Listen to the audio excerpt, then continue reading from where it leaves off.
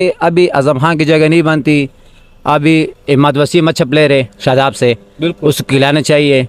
वो अच्छा ऑलराउंडर भी है वो।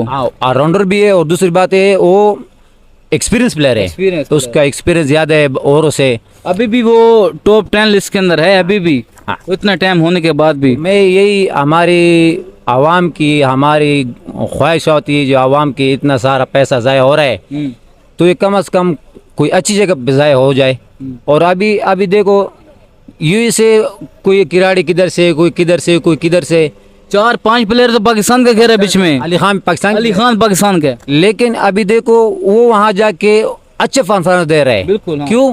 क्योंकि वहाँ उसको हर चीज़ मिल रही है और मेरिट पे खेलता है। मेरिट पे। इधर अभी आजम खान की देखो एक मैच खिलाओ, 2 मैच खिलाओ, 3 खिलाओ, उसके टोटल 8-9 पे एवरेज है, न कुछ रेट है। उसका बेस्ट भी 33-34 है। पाकिस्तान की सब